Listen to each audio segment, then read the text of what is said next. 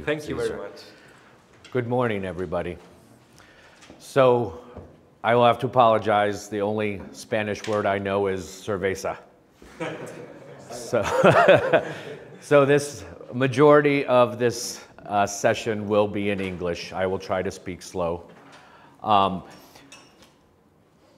Before we get going, I don't like to just stand in front of you talking. I would love it for us to interact, ask questions, have conversations. We're here to share information, not just for me to throw data at you, okay? So please don't be shy. Please speak up if you have questions or comments, insults, criticisms, I don't care. Any conversation's a good conversation. So, and I do apologize, this is not an updated one. I'm glad that you mentioned about our exciting partner joining us at Deloitte to show what they're using. So, I was asked by the Fuel team to cover a couple of the Fuel slides. Who in here is actually a Fuel user group representative? So we have 2 people? Okay. So this is just a little background of what Fuel does and how they have over almost 30,000 cybersecurity professionals using the Palo Alto technologies worldwide. This Fuel community is obviously led by users. That's why we try to make this interactive and share information, whether it's how you are utilizing the tools to benefit you or the challenges that you're experiencing with them, whatever it may be. We are having, and I think you covered this a little bit, a fast and furious session. This is going to be, we break you up into groups. There'll be probably, with the size of the group, probably 3-4 groups. And we are going to have a challenge. We basically divide into teams and we brainstorm around a topic that I have selected, okay?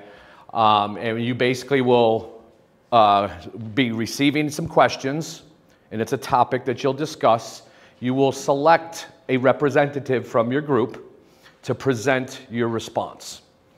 And then, of course, whoever the group feels, the room feels has the best response will win a new car.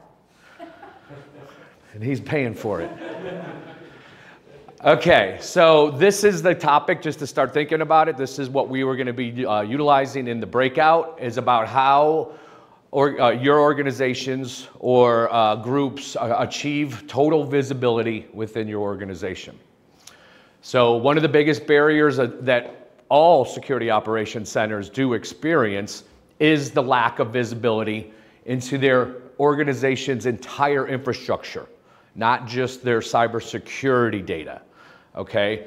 So we'll bring this back up later, but this is basically the topic that the teams will be responsible for answering these 3 critical questions.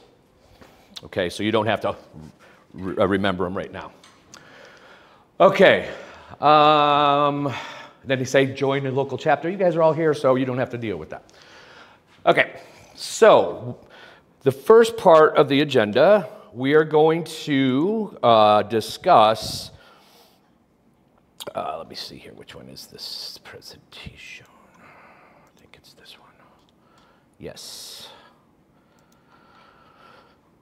So Devo partnered and did a research around the planet utilizing a partner with Panama Institute. Is anyone in here have you heard of Panama? Okay. Panama is a pretty good respected research organization that does a lot of sampling and questions around many topics in the world of security and IT operations. So Devo partnered with them because we are feeling that there is still a huge situation occurring in security operations centers. And it is, as you will see in the results of our research, there is some still very significant challenges that security operations centers are experiencing. So just to give you an understanding of how we did it, we reached out to, I believe it was over 100 different organizations around the world. And we ask them a list of questions that you will see just to get understanding of the barriers and challenges that they're experiencing in their security operations centers. Can I get a list of hands in here, non-Devo people that are actually part of a security operation team or security in general? Okay, good, good. Don't be shy. Are you part of one? Yes. All right. So, okay, so basically what we're going to be doing here is asking questions around what does it take to have and achieve success in a security operations center. So these are the three pretty much topics that we discussed was what is the anatomy of a SOC today?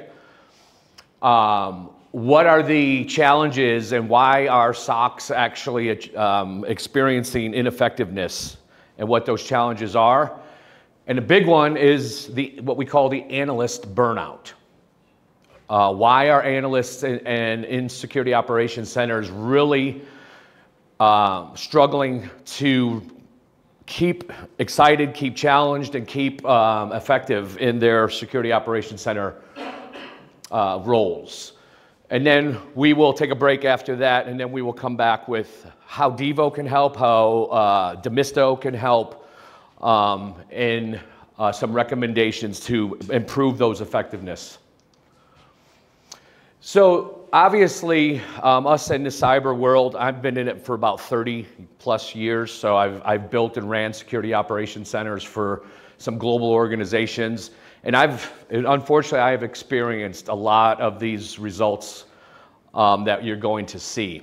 I had a lot of analyst burnout.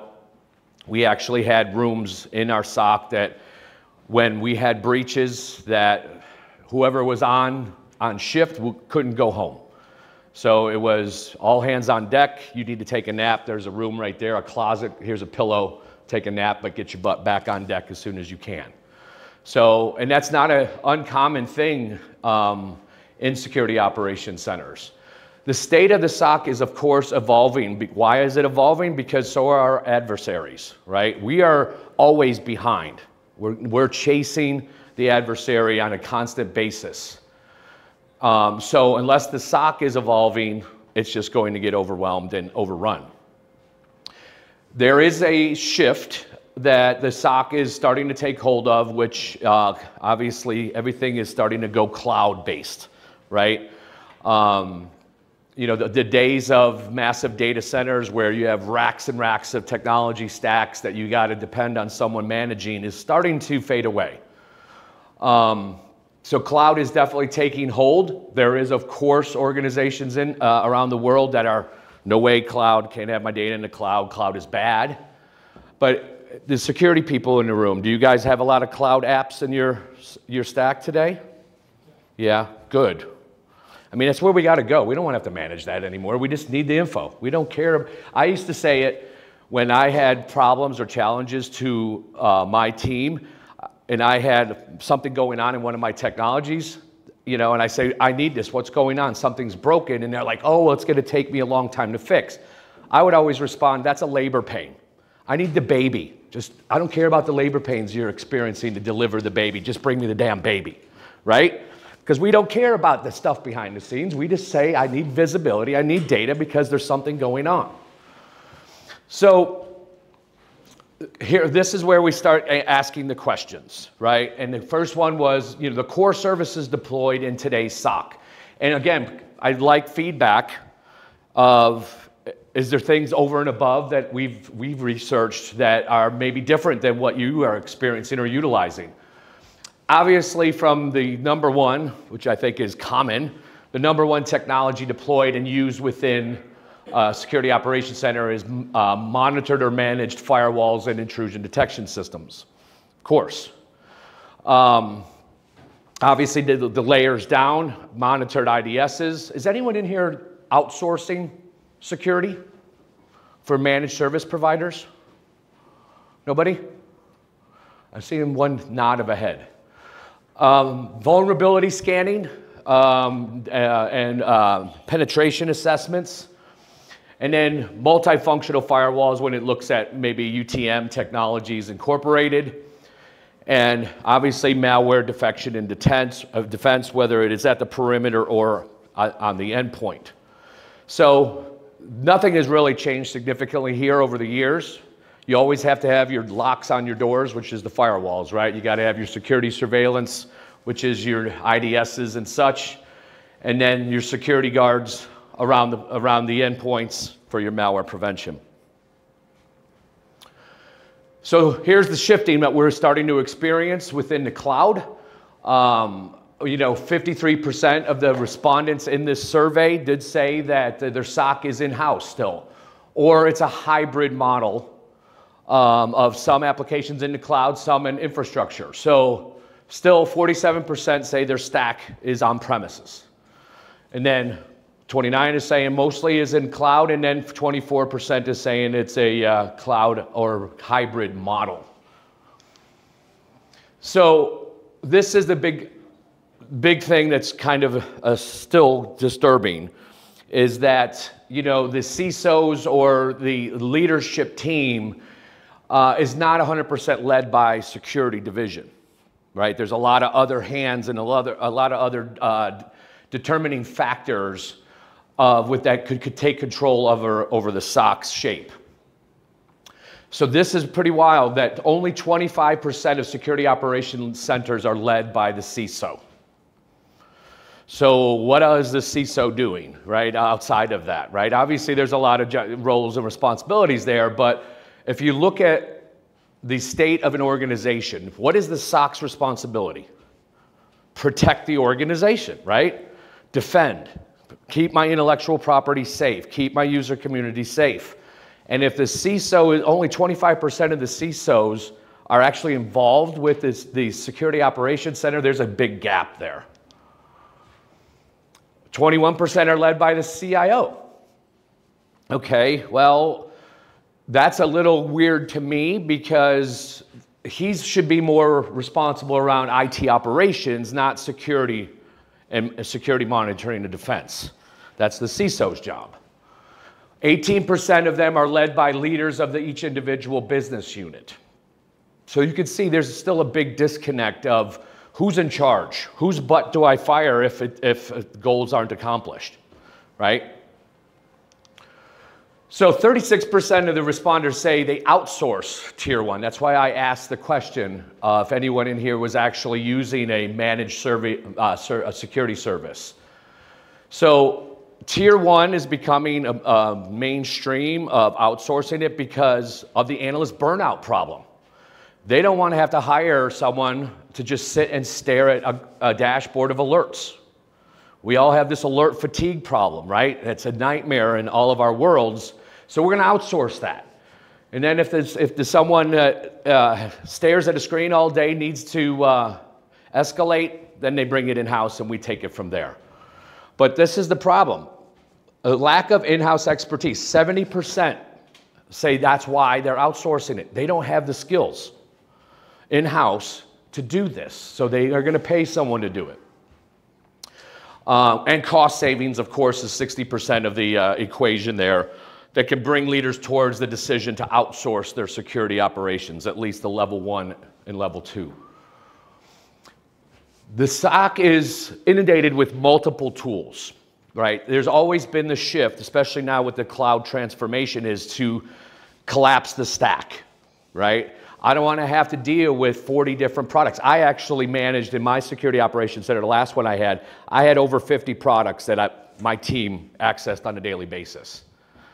So the thing of it is my team was not responsible for managing those solutions. They were just responsible for getting the data out of the solutions and utilizing it, right? So there was always this big initiative of, I want to take this 50 server stack and get it down as much as I can, right? I don't want to have to manage multiple tools.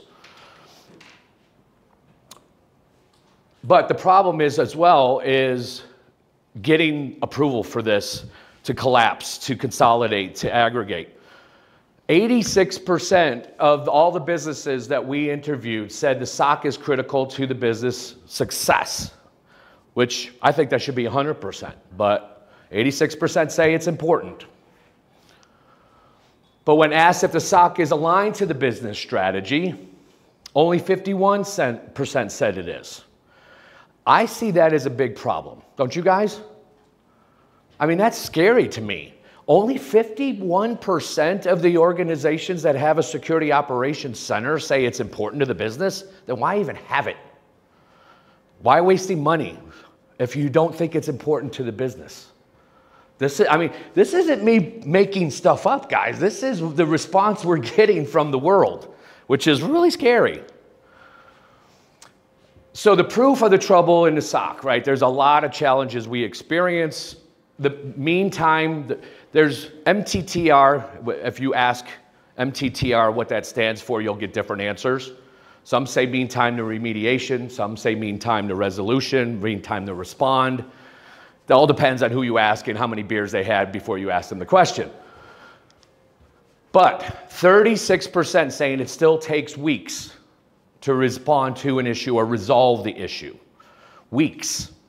You guys probably in the cyber teams here know the other scary statistic of if an attacker actually achieves his whatever it's in the attack life cycle, which is what I was supposed to start with, and I forgot, I skipped over and went right to this. But we can go back to it. Bottom line is, if an attacker actually establishes foothold, he's stealing data in the first 24 hours. If he gets past your border protection, he's got access internally and he's laterally moving around and looking. Within 24 hours, he's already walking out the door with that data. And if it's taking a security operations center weeks to even detect it or respond to it, by the time they do, he's gone. Now they're just trying to clean up the mess he left behind, right? And not get their name in the press. That's even worse. 24% say it takes months. It's to this day, when we were just at a team of us at Black Hat, at RSA conferences, there was 40,000 vendors, security vendors, that all claim they've got the best product out there, help protect the organization. So there's no shortage of tools available to help us do our job. So why is it taking months to respond to an incident? Is it the job? Is it the technologies just aren't working? Or is it they're working, but they're creating too many alerts and the SOC analysts just can't get to them? What's the problem here? Where's the disconnect? Because it's clearly not a shortage of tools. You guys know, when I ran SOCs and other things, I got calls or emails. My spam folder was out of control with every vendor saying, I got the best thing for you. Give me some time to show you. We all know those. We get them every day. We're one of them, right? We say, and you're going to see how we can help reduce this percentage. But it doesn't matter if you throw more people, if you throw more product. That doesn't necessarily mean you're safe, right? You guys remember the Target breach? When I actually was part of their incident response team for that breach. The funny thing was, that breach was detected within 3 minutes with their technology. 3 minutes it was detected. But they didn't look at it for 3 months. You know why that is? That alert was millions of records down in their stack, because Target, like a lot of retail organizations, get hit and just the alert fatigue. So that alert was sitting down in rows and rows and rows and rows of alerts, and it didn't get looked at for 3 months, which is a common problem. You get this alert fatigue, and they didn't have automation in place, they didn't have workflows in place to say, okay, this alert should bubble automatically to the top because there's factors and indicators of compromise that have been determined that should go right to the top of the list. And if it doesn't, resend it every few minutes. Okay, so in regards to this, 53% of the responders in the survey believe their SOCs are unable to gather evidence. That's disturbing. They're unable to gather evidence, investigate, and find the source of the threats. 42% believe their SOCs are effective. So If you're looking at 53% say, I got a SOC, yeah, we've got a SIM, yeah, I got a lot of alerts, but it takes me a long time and additional resources to truly triage or investigate that alert that's in my screen.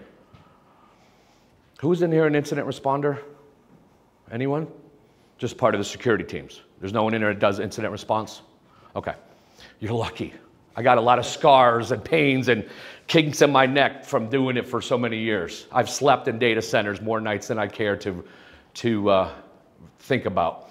But this is a challenge, and this is one of the biggest challenges behind this is because it's a broken process. There's data scattered everywhere, right? So, you know, when we had I had a SIM in my organization, and the SIM was a central dashboard of all my alerts. That's great. But if I had to investigate it, I had to look in 13, 14 other products and do copy paste from here into there, swivel chair incident response. Constantly saying, okay, I found something here. Now I got to go put that data in here and look to see if there's a trace of it there. Oh, now I got to go back over here and look. And that's why it takes hours, sometimes days, to actually even determine, is this a real attack? Or was this just a misconfigured printer that looked like he was doing a denial of service attack? I mean, it's just crazy. So what's causing this ineffectiveness, right? Despite the status of an essential component of the strategy, now, I mean, over the years, SOCs are getting budget. They're like, yeah, okay, we understand it's necessary, so you'll get budget for people, budget for product, but then they just throw stuff at it. They don't look at it and comprise an effective operational plan to say, okay, how do I improve the effectiveness of what I already spent money on? I don't want to have to go and replace the current investments I've made. I want to make them more efficient. Yeah, I'm going to assess these tools and make sure they're doing what they need, and if they aren't, replace them. But how do I do an assessment of making sure the investments I've made are doing what they need? The biggest challenges that everybody responds with is that I think the tools are doing what they need. I just don't have a correlated, centralized view of all that data that they produce. And SIM isn't the answer to that, right? SIM is only available and gives you visibility into your security data. There's a lot more data that has to be investigated when you're responding to a breach or doing an internal investigation on a potential insider threat than just what SOC or SIM data provides. Forensic collection of hard drives, things like that. That doesn't go into a SIM. So one of the biggest am I speaking too fast, guys? Is it okay? Okay. Some of the biggest drivers of an ineffective security operations center, what I just talked about, limited visibility. No one wants to spend hours copying and pasting, swivel chairing on looking for information, especially nowadays because that attack surface went from a few servers, a few desktops, to now everybody's phone, everybody's tablet, everything. We were laughing yesterday. I was presenting to some new hires at Devo yesterday, and we were laughing about there was a recent breach of a casino in Las Vegas. Guess how the hackers got in? No one will ever guess. Huh? You did? Hey, she gets a prize. She gets a t-shirt.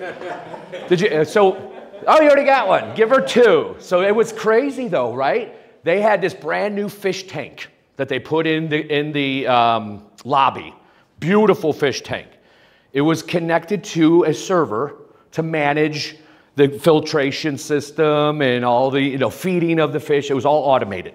Really cool, but it was internet facing. Someone stupid made that server be able to connect from the internet so I could be at home and say, hit a button, feed the fish.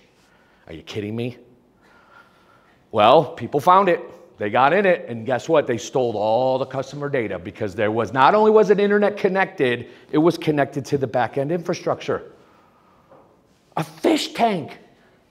Come on. I mean, I don't know if any of you guys went to DEF CON or Black Hat. I mean, scary stuff. I mean, how people could take over the cars we're driving now. They could take over our refrigerators, our television. I mean, the attack surface is ridiculous. I mean, I was talking to the CISO of the Wynn Resort in Las Vegas. He put the Alexas in every room. That's a little scary, right? We all know Alexa listens to everything. Imagine what goes on in hotel rooms in Las Vegas. What Alexa heard is got to be pretty disturbing. I can only imagine. But those are connected devices. It's an attack surface, right? I'm sitting in my room at a hacker convention. You don't think I'm going to try and hack into that little box listening to me? Sure I am. Back to the story at hand here, though. It's because all that data is not centrally managed. The old technologies and solution providers that are out there don't have the capabilities to say, I want all of this in one central spot. Integrated, correlated together. Whether it's security data or not, I want a central data lake of everything. I never want to have to ask for information. The worst thing an incident responder or a security professional has to do, the worst part of his job, is ask for something. Don't make me ask.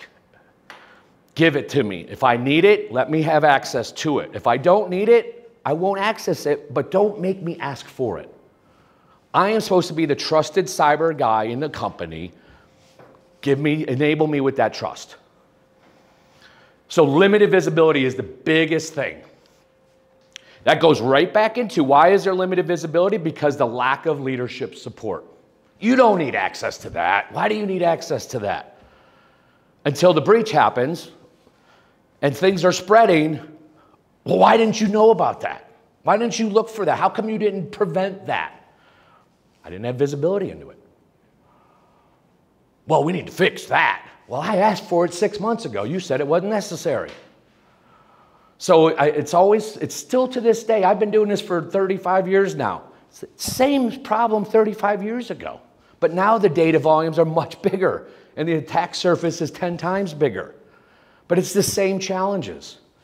So the heightened complexity is just enormous now, right? I mean, with all this landscape of the attack surface, now I've got 40, I said I had 50 technologies in my SOC that we used with full access to the entire IT infrastructure. But guess what?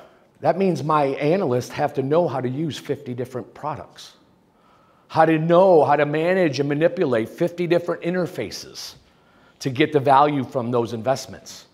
That doesn't scale. And by the way, if they do learn it all, guess what? Their resume looks really strong. So either you're going to pay me to keep me or someone else will. So there you have the revolving circle of keeping the analysts because they're burnt out, because they're not getting the leadership support. They're burnt out from staring at screens of alerts that they can't get through. So their MBOs or their what do you call it? Promotions and raises aren't getting there because a breach just occurred and we didn't prevent it. So you're either fired or you're not getting your bonus next quarter. Slow to remediate. I mean, that's the critical piece. I mean, we are in an age now where automation is there. Orchestration and automation is there. Why aren't people using it? Have no idea. I will say, I remember, again, I am aging myself, but I remember when the first IPS came out, and I was like, no way. There's a product that's going to make a decision and shut down my firewalls based upon what it thinks is going on? Not a chance. I'll use it for the detection, but I'm not going to use it for prevention. You can't think that way no more. There's technology out there now that you should enable it to make those decisions for you.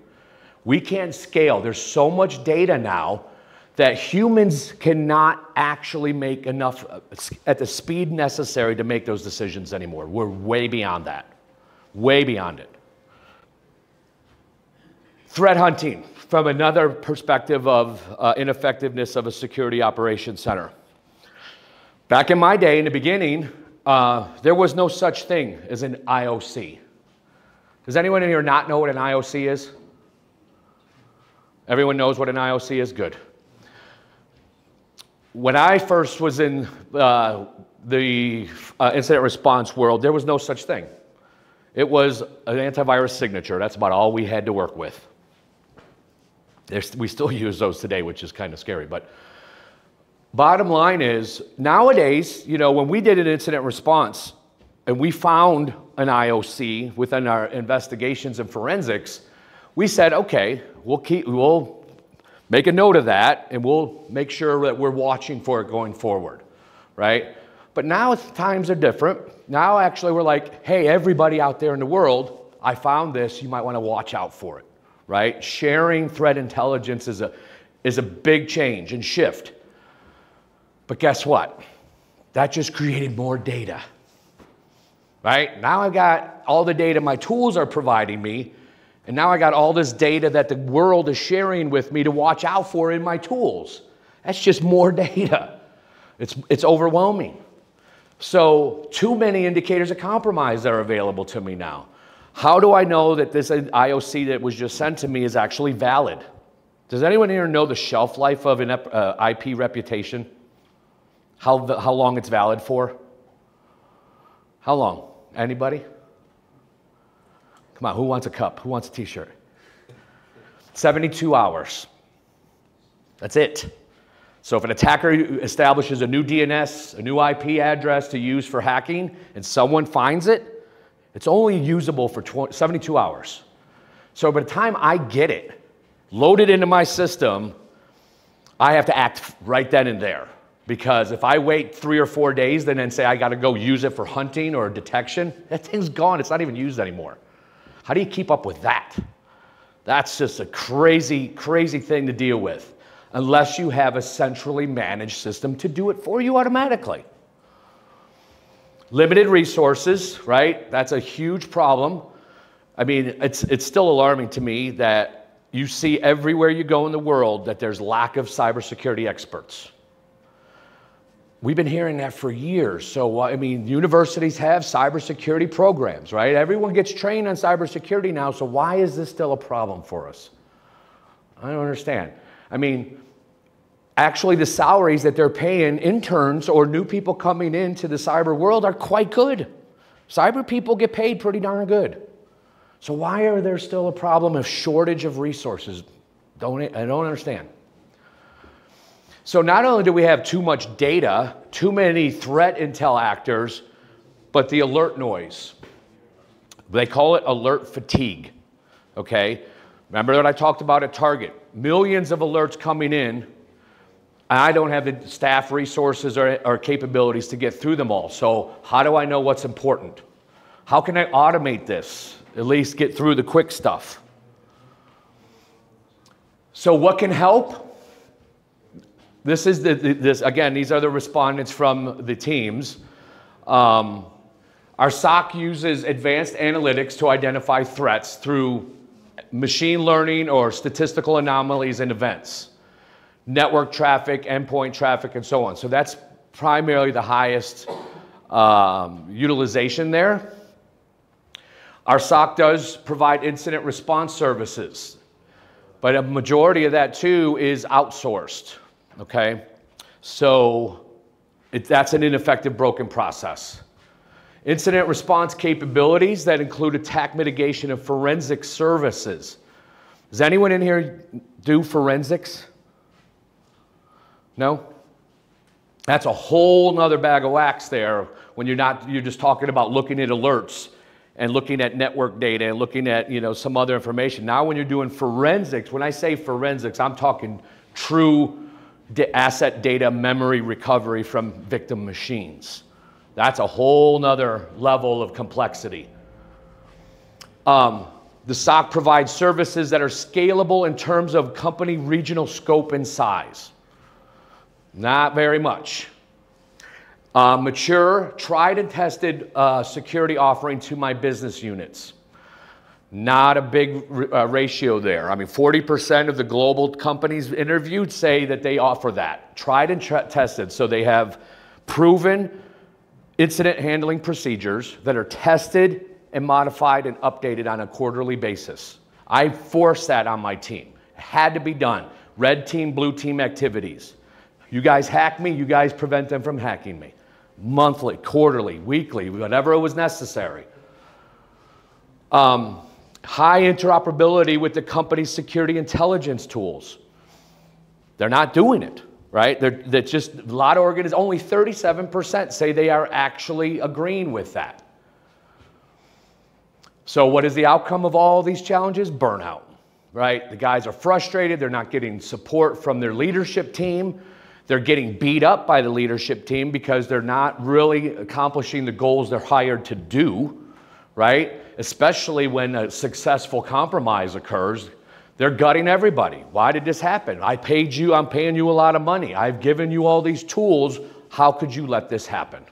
Guess what? I'm being fired because you let this happen. So the finger pointing goes on, right? Wasn't me, wasn't my fault, it was your fault. That's not productive. 65% of all the security analysts we've interviewed said they are likely to quit or make a career change after they spent their first year as a SOC analyst. I don't blame them. I couldn't imagine. I mean, fortunately, when I started, it was before there was the SOC generation. But I couldn't imagine saying, you got to sit your butt in a seat all day long staring at an alert dashboard. No, thank you. I mean, maybe as a kid fresh out of college, I'm getting my first paycheck. Yeah, get me in, which a lot of people hire them for. But after a couple months on the job, they're like, I got to get my butt out of here. I'm getting my butt kicked. I'm exhausted. My eyes are bleeding. I just can't stare at this screen all day anymore. It's kind of like, I respect them, but inside sales reps. You got to make 100 calls a day. And if you don't, you're fired, someone else will. God bless them. I couldn't do it. But this is a two-factor reason.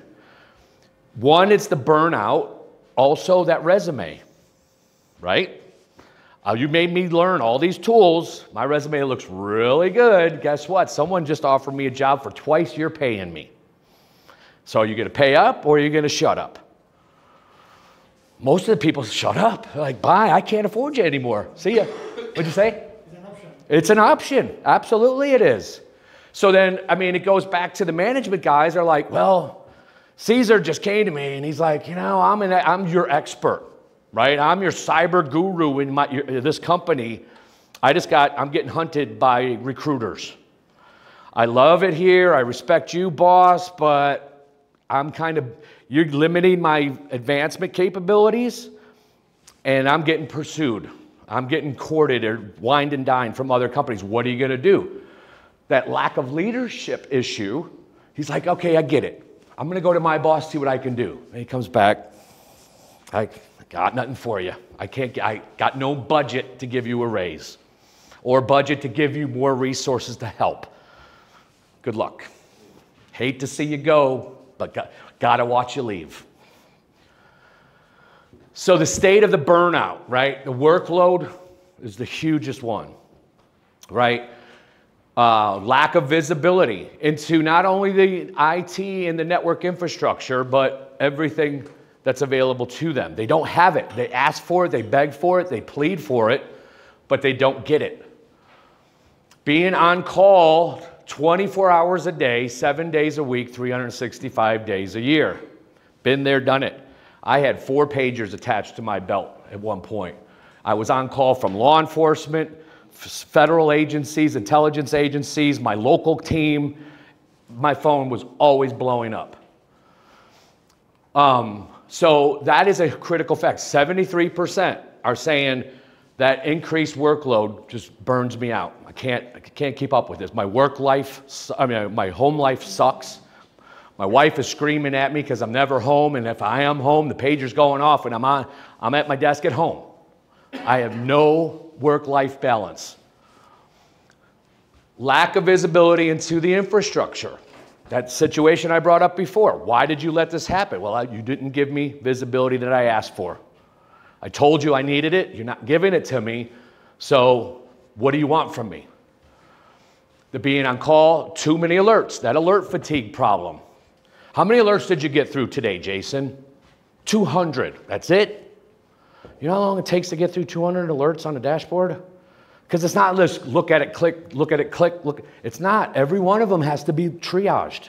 Is this real? Is this fake? What is the impact? It's not just click, click, click, click, click. I mean, if you can get through 200 in a day, you're a stud. Inability to retain the personnel. We just talked about that. Or inability to recruit, because anybody that has got a good resume, if he's going to sit down in front of Caesar and say, I'm interested to come and work for you, he's going to explore what your security operations center mode of operation is. What kind of tools do you use? Do you have this? Do you have that? No, we've got a firewall, we got an antivirus. Bye-bye. I can't work for you.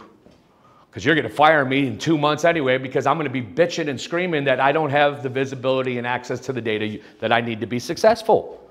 It's a common situation. Inability to prioritize threats. Think of that Target situation.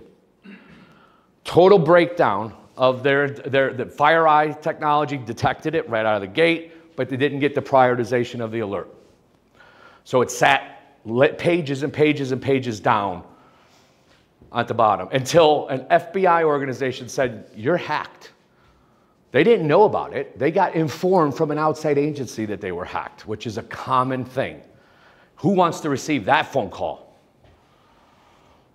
And then tell the management team that we just got notified we've been breached, not going to the management team saying we just detected we were breached. That is not a call I would ever want to have to make.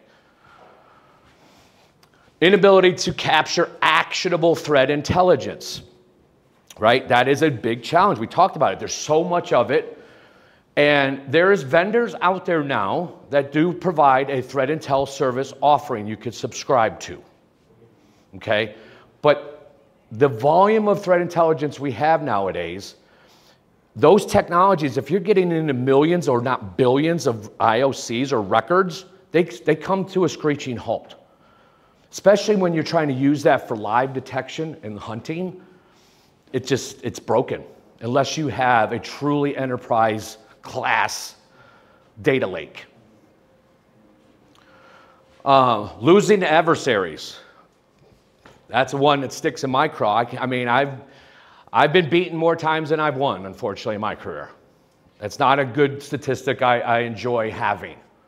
But most cybersecurity guys can say that. If they're truly in the trenches doing security operations, not many of them can say, I've won more than I've lost, which is a hard thing to swallow. And every time you get your butt kicked, the only thing you can do is learn from that and don't let that same butt kicking happen again. Don't let that guy meet me in the bar next time and beat me up. I'm going to avoid him in the bar next time I go, right? Or I'm going to be nice to him. I'm going to buy him a beer. Losing to adversaries is a very, very hard thing to swallow. Chaos and complexity. You know, when you walk into a security operations center, it's funny when we go and visit customers, especially on big organizations, you know, a red light comes on in the SOC, visitors on deck. Everyone sit up, everyone look happy at your desk. Until they leave, they're doing a tour and guide of the SOC, right? Soon as the visitor walks out the door and the red light goes off, chaos breaks out. Everyone's scrambling, everyone's screaming, everyone's yelling, because it's like, wait a minute, that's not a fun environment to be in. Is there any questions on this stuff?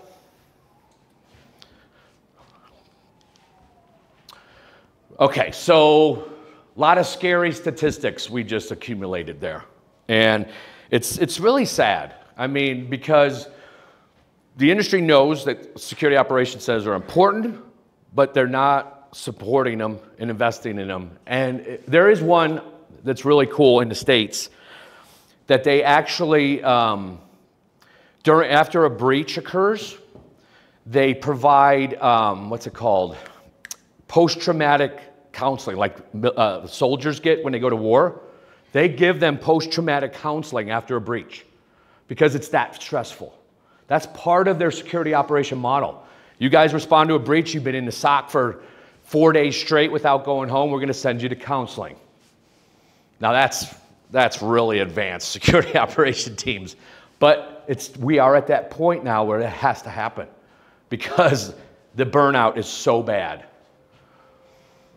So talking to these analysts now, we're not looking at management teams, and we're looking at the guys saying, all right, Mr. Analyst that is having burnout, how can we help? What does the industry have to do to help you get rid of this pain? First and foremost, automation of my workflows. I don't want to have to sit at a console clicking through alerts every day, all day. Can't I automate a lot of this stuff? We have the tools and resources available to do that. Why am I having to do the same thing on the same? It's so funny. I'm just going back. T-Mobile in America, one of my best friends ran their forensic team, an incident response team for them. And they had a breach, and they attacked some of their servers. I was called in to help out with the incident response, and we figured out what happened and what went wrong. A year later, Paris Hilton, you know who she is? She got, their system got breached, and her entire phone book, address book, videos, pictures, everything got posted on the internet. Huge. I got called in to respond to that breach again. And I sit down at the table and like, all right, what are we looking at? It was all the same servers that I responded to a year ago. And I'm like, are you kidding me? Didn't you learn and fix the vulnerabilities and issues that I was just here dealing with a year ago? What is wrong with you? Oh, I know, we just didn't get around to it. That's why you're paying me $500 an hour to sit at this desk. You want to do it again? I'll come back every year for you if you want. Leave them alone. I'm making money. But that's not functional for an organization. So automation of the workflow. I mean, orchestration and automation workflows now are critical to the success of organizations. They just have to be. There's too much data, too many alerts for, I don't care if you deploy 40 SOC analysts or have 4. The bottom line is if I have 40, that just means I have more data, but those 40 are still going to only get through as many as they can in the day as the 4 can. Doesn't really scale. The normalized work schedule, that never happens. I laugh at that when a SOC analyst says, what's going to make my life better? A 9-to-5 job. Then you're in the wrong job. It's like saying that to a policeman or a fireman. I don't want to be on call. I want to just come into the office and work 9 to 5 and go home every night. You're in the wrong job. Go find a job at the local gas station. Access to more out-of-the-box content, rules and playbooks, automation, playbooks, execution. Don't make me do the same thing twice. If I figured out how to accomplish and be successful the first time, let's add that to a playbook or a process that I don't have to do that again. I figured it out. I was successful on, the steps I took to accomplish and achieve what we needed. Mark it, put it in there, automate it so Jason doesn't have to do that again. Let me move on to the next one and try and determine it. That's so bad. Yep, more bodies. Everyone says more bodies because they think more bodies solves the problem, but it really doesn't. Prioritization. That's a tough one. Right? How do I prioritize what alerts are more important to me? Well, how do I know? Because every alert that comes in, I have to investigate. Is this Caesar on his laptop, or is this the critical database that houses all my customer data? I got to research that and investigate it to determine what is the asset involved before I can make a decision of what do I need to do for response. Yes, risk management. Absolutely, but that is not brought into the SOC. It's not. Here's all the data, here's the alerts, protect us. It doesn't work. Stress management program and psychological consulting. Remember what I just said? No wonder I'm crazy. People that know me know I'm a little whoo-hoo because I've spent so many years doing this stuff. Better support and recognition from senior leadership. Anybody you ask in a job is going to say that. That's normal for any employee. I want better support and better recognition. More time off and paid vacation time. Sure, that's like, okay, these two together, This is not specific to security operation teams. Okay. So to address the analyst burnout, leaders face this mandate. They have to, because if not, they're just going to be the next one on the list, right? Reduce the stress and pain that comes with working in a security operations center. Listen to their analysts for more automation and workflows. That is so important nowadays. Normalized work schedule, I don't get that. But more content and more resources. When I talk about that as far as resources, it's not people. It's visibility. Give me all the data and let me choose what I do with it. Not restrict it to what you think I need. That doesn't work. Create stronger alignment between the business and the security operation team, okay? The needs of the business outweighs the needs of the SOC. They need to be in alignment. Everyone wants a stronger security posture. Everyone says it's got to happen. Every CIO and CISO says, what do you need? Doesn't mean they're giving it, but they ask, what do we need? Because I don't want to be the next person on the news that just said our organization got breached. But all the expenses and all the budgets are oversubscribed, right? So they're like, okay, do we put money in people? Do we put more money in technology? Where does it weigh? What's more important? So you got to create opportunities in each silo. The business unit, I used to have a business unit project office, we called it. So every leader of every business unit, we met on a monthly basis to review the architecture of that business unit, the risk posture, risk management, like that gentleman said. Okay, what applications are you using? What is exposed to the internet? What is the exposure to the core? And review this, because I can't tell you how many times that we say, oh, this business unit just created a nice little new app for their team that makes their life easier, but it just opened up some ports that we didn't know about and exposed us really bad. So unless you're challenging and sharing, you're never going to keep up with it. Leaders must help rebuild the security function by investing in product to address those challenges. Automation as much as possible. Full visibility into network traffic. I mean, that's security 101, right? Is full visibility, especially of network traffic, not just having alerts, high-level dashboards of alerts of this IP, talk to that IP on that port. Big deal. I need to know what was involved in the communication. I need full visibility into that connection.